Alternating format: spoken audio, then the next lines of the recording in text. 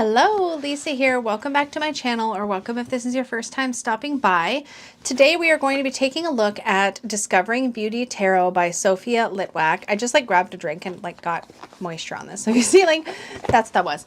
Anyways, we're going to be going through this deck and exploring it card by card, and also taking a look at the extended guidebook that she sells separately that you can add on to this. We're going to take a look and kind of go through it in detail. So stick around for that. But first, hello, if you're new here, my name is Lisa. I am a content creator here on YouTube I create content around tarot and divination. I also am a deck creator and an author. I will throw an infographic up where you can check out my work if you are so inclined. I will have links to everything down below that I discussed in this video, as well as my own work, so you can always check that out. My work is linked in my link tree, so you can check that out if you're interested. Anyway, let's get into it. I backed this deck on Kickstarter, and this was one of the ones that you all requested to see more about. So we're going to be diving into it today. I'm going to be looking into this book as a separate thing because it is quite a chunky monkey and a separate sort of deal. The Discovering Beauty Tarot itself is a little bit different than standard tarot size. Let me just pull something that's standard tarot for comparison. So here is a standard tarot sized card. This is a 2-piece box, not a rose petal or anything like that. It does come with a little white book that does give you a little bit about every single card in here, so you don't need this separate book. The inside of the box has great color in it, so that's pretty fun. Little butterflies and things all over it. And size-wise, you'll be able to see it is a standard tarot size card with but it's just a little bit shorter than standard. So this is standard and this is Discovering Beauty. So a little bit better for smaller hands. It's got this black and white back.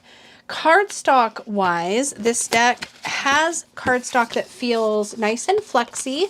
Nothing spectacular, but it doesn't feel like it doesn't have that papery feel.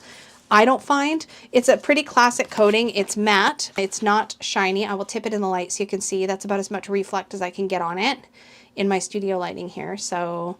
And it is edged in black. Now, this art was all done where the titles of the cards were worked into the artwork from jump. So the titles and the numbers are kind of baked into the art, and it was on this sort of black background or kind of black border. So this was the way it was designed. And there is a mini deck available that is all black, but I think there's still a thread of white that sort of borders each image, and then it's black.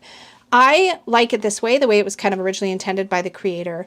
This blew me away. When Danny and I first spotted this on Hot Takes, I really thought it was pretty special. Like I said, the guidebook is about 48 pages. 47, not including references. There's a prayer for reading, some spreads, reversals, but you just get a pretty, a little basic paragraph or so on every card. And there is a little bit here in the beginning there's a dedication, an intro. I thought I saw something else too. Something about, no, maybe that's it. Okay. So that's it. Pretty basic for the book. This is a deck that I planned to work with intuitively, so I'm not too invested that way. I did get this, though, because I absolutely appreciate Sophia's artwork, and I just wanted to learn more. But in any case, let's go into this. So we have our Fool. Now, this has a lot of female representation in it. We have cliffs, though. She's got wings. Her arms have kind of become wings, and she's diving. Really gorgeous. This magician almost looks like he or they are breathing into existence. It looks like there's cave drawings in the background. There's fire. There's a lot of creative energy here. The High Priestess looks as though she's made of the universe. There's this, we can see the titles worked in there and the number. Again, you won't see traditional titles. It's all sort of baked in. Our Empress is so abundant feeling, and I love that. This feels very Mother Earth. This feels very Gaia. This feels very, if you've been lusting after decks, in my collection, I have the Tarot of Her, which I have been obsessed with for a very long time. Well, since I got it. This feels a little bit like that. It's got that sort of connecting to the earth, connecting to the land, feeling connected to others. It just feels connecting. I'm going to overuse that word, but that's what it feels like. And I feel like I need to zoom way more in. So let me just back up the last few cards in case you didn't get a good enough look at them. So again, we have the Fool, the Magician. The colors just really pop. The High Priestess, the Empress, the Emperor. I love that it's this tree vibe, but it feels like old growth forest tradition for our Hierophant. Love that with the candles. the Lovers. Absolutely adore this. And like, you can really sit and gaze at this artwork and understand the flow and understand what's being shown here. The Chariot. It's like you are the river. Like the chariot is the river, is the waterfall. It's incredible. Strength. Just surrounded by butterflies. The Hermit. The Spiral of Fortune. So not the Wheel of Fortune, but the spiral. And this idea of being like sort of sucked into this vortex of experience, of change. I love this. This feels very visceral. This feels very feelings oriented. Here we have Justice. And again, I really love this. I love the clasped hands. I love the back to back. And that they're both sort of embracing the snake. And they're both sort of in this vibe. I believe this is meant to be sort of Eve and Lilith, if I recall, and them embracing each other and supporting one another. There's some real beauty there in the divine feminine. Here we have the Hanged One, and this feeling of surrender to the sea is what I get here, and I love that vibe. Death is being like in the cocoon. There's death, but there's the promise of rebirth in this imagery, being like peering into the cocoon. The wings have already formed. We just haven't broken loose of that yet. I just think that's a really powerful way to look at the Death card. Temperance, this gentle balancing. There's obviously a strong body positivity element to this deck, and I love that. Here we have the Devil card. Love the pomegranate being offered, the seeds, the smile. There's that kind of like pulls you into the image. The Tower. One of my favorite Tower cards of all time was the Tarot of the She, because it shows a person with their mask falling off and they're like sort of breaking up from within. And I love that vibe. And this gives me that sort of the bolt of lighting is hitting the self. It's us that is being crumbling down and being destroyed and like having to rebuild. And I love that. We get the faint sort of outline of a structure behind that is crumbling at its very foundation. And I just, oh, so good. The Star. So beautiful, this artwork.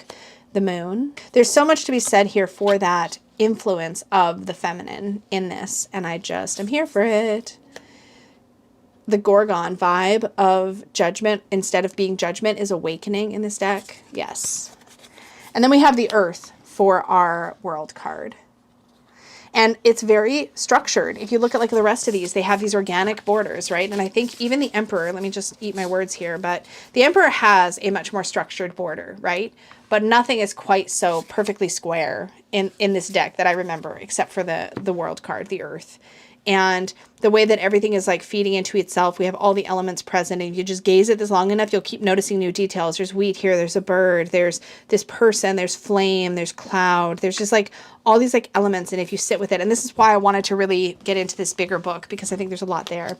The Ace of Fire, I love that we have that evil eye warding symbol here. At least that's how I'm viewing it. I think it's also meant to be a bullseye, but I mean, to me, I see the evil eye warding. It might just be meant to be a bullseye and that's it. But there's this focus, there's this determination that comes in that's like, I have this and I'm going to run with it, but I'm also going to protect it. I don't know. That's how I view it. Again, I'm just giving you my own intuitive like riffing on the artwork. Here we have the Two of Fire. And so she's sitting here and she's considering what's possible, and she's almost dreaming into these, I don't know, these could be smoke, or this could be branches or something like that, but you can see the shape of a person here. That is, here she's like sitting on the earth and she's grounded and she's still and she's in her safe space. But then there's this like, what could I become? That's kind of what I see in this. Again, I'm just rolling with it. Here we have Three of Fire. And it's worth pointing out that these aren't 3 of fire, 2 of fire, even though I say that. It's 3 fire, 2 fire, Ace Fire. It's just how Sophia chose to title these. There's no ofs. And there's something poetic about that. And speaking of poetic, if you follow this creator on Instagram, and I think also we'll see that in the book, we'll see the poetry that also goes into this. It's all very connected and very spiritual feeling. This 4 of Fire with all this interconnectedness, this feels like community to me. This feels like community and wholeness. The 5 of Fire almost feels like being pulled in all directions, which I think is on point for that energy of that card. The 6 of Fire. This is like taking up space. It feels very empowered, and I love that. The 7 of Fire. And when I think of this, like standing strong against the onslaught, being on the high ground, like defending your position, like there's a strength here. There's I am immovable. I am the immovable object in this moment that comes through with that. The 8 of Fire to me is often about speed and being caught up in things. And sometimes it's like you've created something and it's taken off on a life of its own. And here it's almost like it's threatening to consume her. But there's this little bit of like water that's there for her to tap into and maybe balance out some of this energy. The 9 of Fire feels much more like rigid. We get that sort of the defense of this card, the resilience of the card. The only thing I'm really missing in this image is some evidence that like she's taken a bit of a hit here, that she's not one of my favorite qualities of this card is seeing that struggle. And I don't feel like I'm seeing the struggle as much as I might want to, but it's still a beautiful card. Here we have the 10 of fire, and I feel like we've got this like risk of burnout happening. It's almost like we have fire here and steam here, like something's threatening to like bust it all apart. But you have this like figure in the back that almost looks like they're being consumed by both, which is so interesting. And again, just can't wait to see what the book says. Again, I'm seeing lots of like smushy, roly-poly bodies, and I love that. Here we have the root of fire, and we have the actual, like, looks like the salamander, and she's got wings and like cowboy boots. It's like such a vibe. So the roots are the pages, and then we have voice. So the voices are the knights. And I really like this energy of getting away from, it gets away from the genderedness of the court cards and the ranking of the court cards, and instead looks at sort of the movement of the energy. So root, if you think about it from this is so intelligent, I think, from an elemental standpoint, right? You have the root of fire. Now pages are traditionally the earth of their suit. So this is earth of fire, or the earthy part of fire, I should say.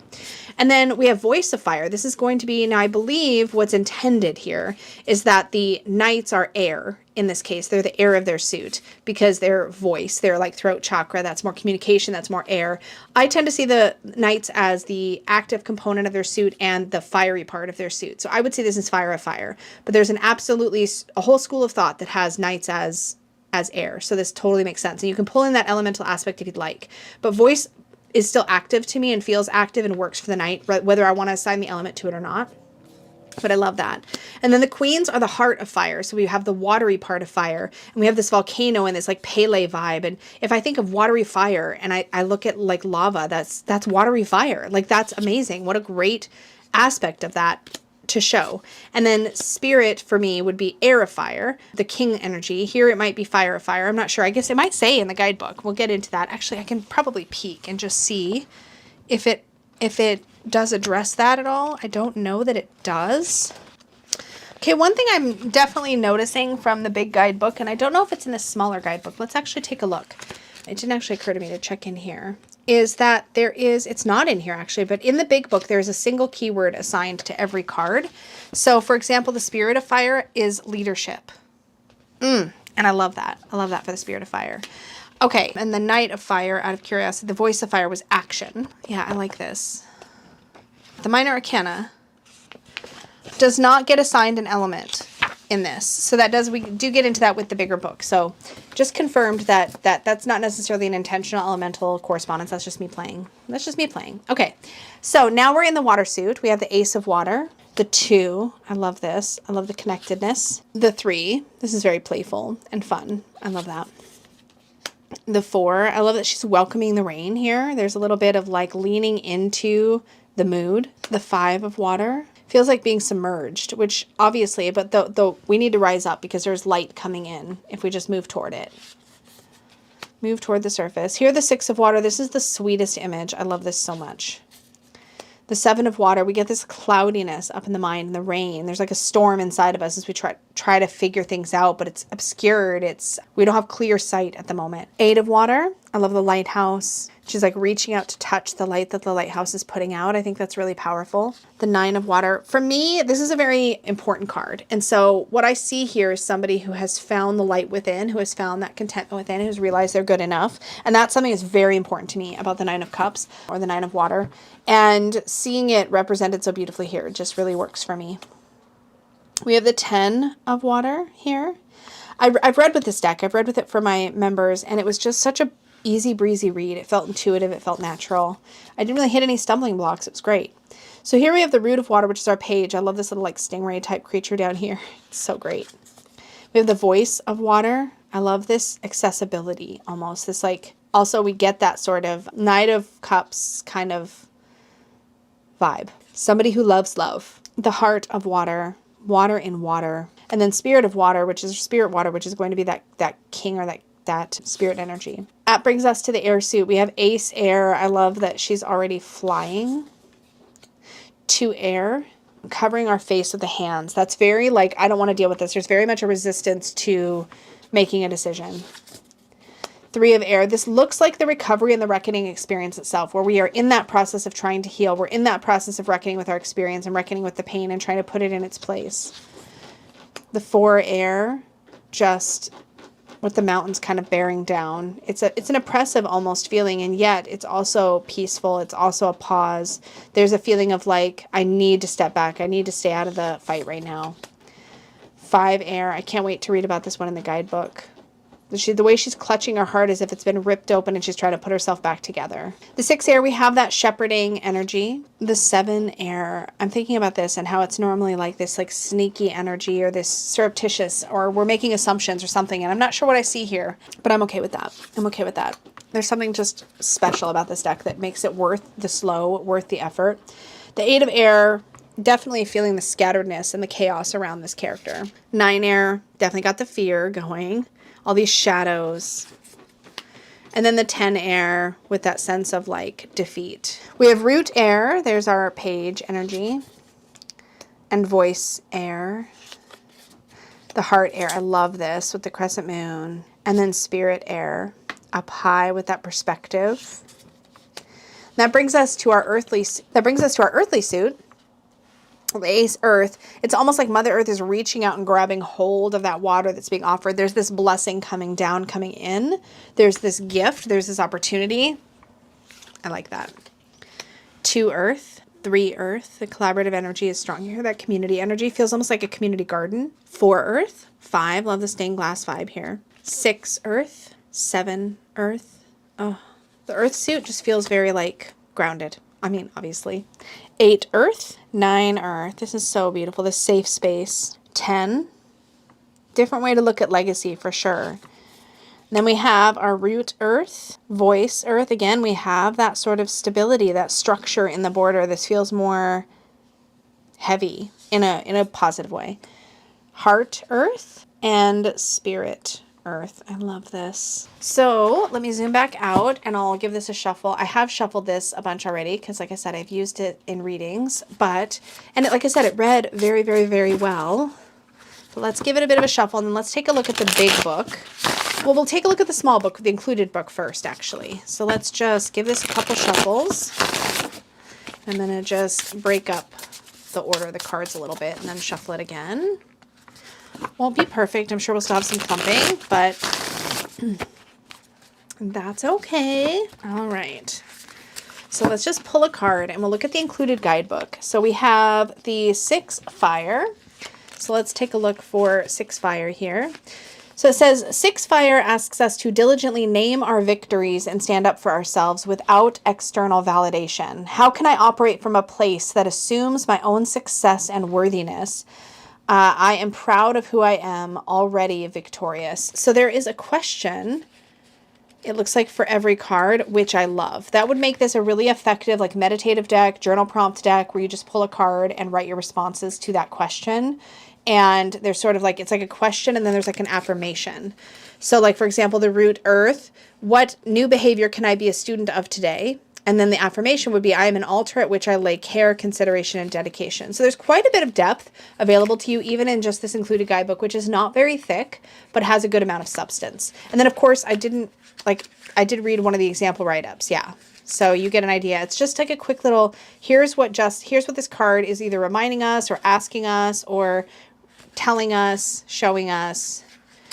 Super great. So that is perfect. Now let's take a look and we'll get big. I think the artwork will be in the big book anyway. So I'm going to go ahead and put these away and I'll do it that way. And let's take a look at the big book. So this was a separate price. I don't remember how much I paid for this to add this on to my pledge, but it's quite a wide format book. So I don't have, I mean, like you can see a standard tarot card here. Like you can see, it's quite a, we're quite big, right? It's bigger than an A5 book, if that's a good point of reference, like wider for sure. And it's soft bound. It is, looks like it's individual signatures and then glue bound, if I'm interpreting what I'm seeing correctly. I'm not the best book person. My corner did get a little bit smushed in shipping. It's really hard to ship things like this and have them come out right. So we have our end papers here, copyright information. Some of these are like the original attempts, like roughing out what the cards were going to be. And then this is like a more finalized version, I think, or this might even be like draft 2. This deck is dedicated to the dream of a world where we take care of each other. Thank you for reading. Thank you for looking. May you discover beauty and may the earth offer herself to you over and over again as you in turn offer yourself to her. We need you here. I need you here. We can love each other hard enough to save ourselves. The tarot told me so. Oh, that's beautiful. Thanks, Sophia. So this tells us there's like an introduction by Sophia here. A little bit about the author. So yeah, she did the artist. She's the creator, working with the tarot all my life, practice learned from my mom. And then we get into the majors. So here's how the card entries are laid out in this bigger book. And this is really why I wanted it. I wanted it for this, and I wanted it for the poems. So let's actually compare this real quick to the information in the included guidebook on this side of the page. And I'm also going to grab my magnifying glass because while I appreciate that she included all of her, she pretty much just scanned, it looks like, all of her like messy notes from like putting this all together. But it's very difficult to read. It's very small print on this side. So I have my magnifying glass, which comes in handy. So I'm just going to get that out. Okay, but let's start on this side. This text is nice and big on this side. So for the Fool, the questions are, how can I surrender my ego and trust myself? And what is the first step toward the edge? The affirmation, I don't need to be right about anything. I am a misfit. And the meaning, the Fool asks us to follow the intuitive knowing of our child selves. She tells us to trust that when we leap from the cliff, the universe will catch us. She invites us to break free from constraining rules and scripts. She is the beginning of the journey, limitless. So in the small guidebook, the Fool asks us to follow intuitive knowing from our child self. She tells us to trust when we leap from the cliff, the universe will catch us. She is the beginning of the journey, limitless. So we're only missing about a sentence from the larger format book here. And then the questions, here we get 2 questions. How can I surrender my ego and trust myself? And what is the first step toward the edge? Here, we just get one of these. So we get, how can I surrender my ego and trust myself? And then for affirmations in the big book, we get 2. One of them is, I don't need to be right about anything. And the second one is, I'm a misfit. The one that ends up in the small guidebook is, I do not need to be right about anything. So I think it's pretty safe to say that we're getting the same sort of vibe in the small guidebook, but we're getting a little bit more in the big one. But this is what I'm really interested in. So for the Fool, here's what it says. She closes her eyes and leaps. She has belly-deep surety in her instincts. She knows there is nothing she can ruin by being herself. The rules and boxes and scripts she was taught are relics of a life not meant for her. She moves her glorious body to the sound of the wind. She will discover the adventures meant for her. She is destined for leaping. She is destined for new things. That is incredible. And then we, of course, have all of these notes. So I'm going to look with my magnifying glass, but we have just notebook notes. You've got the freedom to fall. You know, there is nothing to be afraid of. It's always been worth it. These, I don't know what images these are from. This looks like this is the Fool from the Wild Unknown here.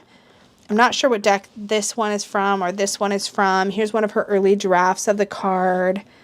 So she's pulling out her other tarot. There's the Rider-Waite-Smith. There's all these like notes. The universe, I'm trusting her because she trusts me.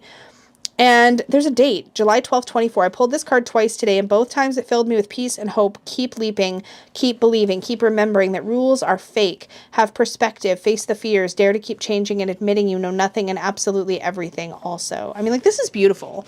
Getting a peek inside somebody's like thought process like this is, I think, really special. So here we have the High Priestess. And again, I really wanted these poems. She actually read some of these on her Instagram, and I was enraptured. I thought the words were so beautiful. The way that the poem goes with it. Here we have the High Priestess. And again, up at the top here, and this is a really great feature about this big book too, in addition to all these like personal notes and references to other decks and other cards and things like that. In addition to that, you have a keyword for every card. So the Magician is manifestation. The High Priestess is intuition. The Fool is instinct. So you get that, right? Like, and I'm curious if there's a bit of like a bibliography. Yeah, there is. A list of inspiration. So she referenced the Tarot Handbook, Marissa's Gentle Tarot, the Radiant Tarot, Emmy Brady's The Brady Tarot. What else? In Defense of Witches, Jessica Dory's Tarot for Change, which is such a great book. Women Who Run with the Wolves, which is, such a favorite. Kim Cran's Wild Unknown, Rachel Pollack's Shining Tribe Tarot, 78 Degrees of Wisdom, Spiral Dance, Modern Witch Tarot, Holistic Tarot by Benabel Wen, and Spirit Keepers Tarot, the Magic Earth Mother Tarot, and the Zillick Tarot. So, and I didn't read every single thing. There's more on there than that, but that gives you the idea. So this is really special. Let's go to the Nine of Water, or the Nine Water, I guess is how it's written in here, and see Where's water? Did I pass it? So we go earth, air, fire, water. So she does water in that order, or the elements in that order. So let's go to the 9 of water. When I make wishes, I first remember my values: kindness, generosity, hard work, warm spaces, self-reflection, gentleness. I desire cozy love, small moments of affection, joy, sharing ideas and dreams, deep trust, friendship. And I wish from this place. I speak my needs. I sing. I make art. I visit museums. I teach about things I love. I speak to animals, trees. I live in the moment. I root to my values to find what fills my heart with peace. So, so, so, so beautiful. And if you like pulling cards and then journaling, this kind of a book really invites deeper reflection. If you're like, I want to pull one card and just really sit with the energy of that card and really dive into it. Granted, it isn't always easy to read these notes. I do, like I said, it's a little bit small. I mean, I'm also 48, so like take that with a grain of salt. I find things like magnifying glasses, wearing your reading glasses obviously really helps. But yeah, there's like a note here on the Gentle Tarot. Having a crush is having a wish. And sometimes, most times, they get broken. She's got a quote, looks like maybe from a friend, dated in May. I mean, like, just really, really vulnerable to share, I think, this. This feels very vulnerable to share, and I'm so grateful, because getting to really get inside the head of somebody who has created a deck and to, like, really know what they were thinking and feeling and trying to express, gives a deck so much more depth and richness. And I just think this is like a treasure trove. I just love this. I'm definitely going to want to try this deck as one of my bedtime decks. As my bedtime practice, card pull practice evolves and I start doing more journaling and things like that with my bedtime pulls. Oh, I was going to get into the extra content, I guess you could say. So before we get into the minor arcana, there is a section here with some keywords for numerology, as well as a quick synopsis of the quartz. And what she has to say here is that the root, which is the page, is initial beginning energy. The voice, which is the knight, is how we speak into the world. The heart, which is the queen, is our sensing center. And the spirit or king is our spiritual consciousness. And she said that this renaming is to allow intuitive readings of the cards and to connect them to the earth and the body. The cards of the minor arcana speak of common encounters in our lives and how we might meet them. And then you also get like a little introduction to the vibe of each suit. So for earth, it's like pentacles, stones, behavior, the body. Physical actions are material things. Warm rocks on a sunny day, the smell of rain on concrete, what it feels like to sink your hands into soft dirt, a sense of place and home, belonging. Like, it's just a very visceral, very, very sensory experience in a way to work with and to explore this deck. It's like, to me, this and Tarot of Her give this like sort of ability to, I think, connect, like I said, with the divine feminine, if you want to see it that way, as a sense of embodied experience living on the earth. Like I said, that Gaia energy, that tangible energy of experiencing life. I feel like that's what I get from working with this deck. And that's what I feel in the art, in the poetry, in the questions. It's a felt experience. Yeah, I'm really glad that like I said, that I got the extra book. I think there's also quite a bit of generosity in this little included book, in that you will get a mantra and you will get a question, a reflection question for every card. So you don't have to go to this if you don't want to. But for me, this, getting a peek at this, and then the poetry and the extra question and the extra affirmation is nice. But for me, it's like the poem and this, and being able to just sit with this is really great. It's really great. I love this. So very, very pleased about the Discovering Beauty Tarot. It kind of knocked my socks off. We don't get to see very many projects like this, I feel like, hitting Kickstarter anymore. They're really like needle in a haystack. And seeing projects like this come out with so much heart-centered art and so much embodiment and so much energy and so much intention and so much of a vision of what is being communicated, this is the kind of thing that I think is just really impressive. And I'm so grateful there are creators out there putting things out into the world like this still. Like, we are many decades, I would say, into the popularity of tarot. At this point, I would say it's really hit its peak in a lot of ways, and it's sort of stabilized and it's become so much more mainstream. And the downside of that sometimes is that we see a bit of a homogenized culture taking root. Like, we see sort of decks start to look and feel a lot the same, and we sort of have, and I'm just as bad for it as the next guy, of like having like a vision of what I want a deck to like look and feel like. And then I, in my own way, and talking about decks and reviewing decks, I'm sure have perpetuated certain ideas that like a deck must be like this or like that. And I try not to do that because I love all the different things and all the new takes. But I have preferences, I have tastes, I have things I gravitate toward, and so I'm fallible to that. And then you have a creator who comes in and says, I'm just going to create something that is special and beautiful to me and that represents my view of this tool and of the ways that we can work with it and the ways that we can take it to another level. And it knocks my socks off every time. I'm so excited when I see somebody put so much intention and work into creating something special and beautiful. And Sophia did that here. And I think it deserves a lot of attention, and I think it deserves a lot of accolades for doing that. So really excited about this particular release, and I hope we see it out and about for a long time. And maybe someday this is the kind of thing that would go mass market. Publishers, reach out to Sophia. You never know. I just feel like things like this are just rarer and rarer these days. So big kudos to Sophia. And if this knocks your socks off too, you will find a link to where you can scoop this up down below, assuming that she has copies for sale, which I believe she does. So I will have that link down below so you can check it out and support her work.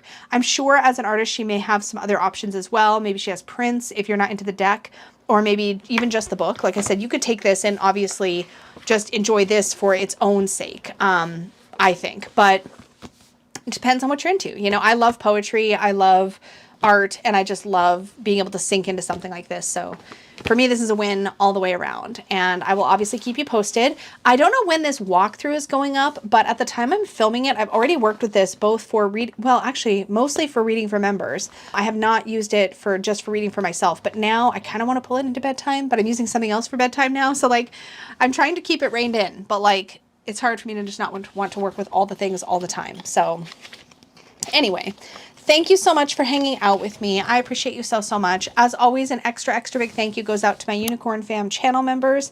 Thank you so much for your tangible support of my channel. It makes such a difference. And to everybody watching, and everything you do to engage in my content also makes a difference. Watching the videos, commenting, liking, subscribing, all those things are great. But just you being here and being able to like geek out about things like this with others is like the best gift of YouTube for me. So thank you so much for hanging out with me. And until next time, may your magic always shine from the inside out. Bye.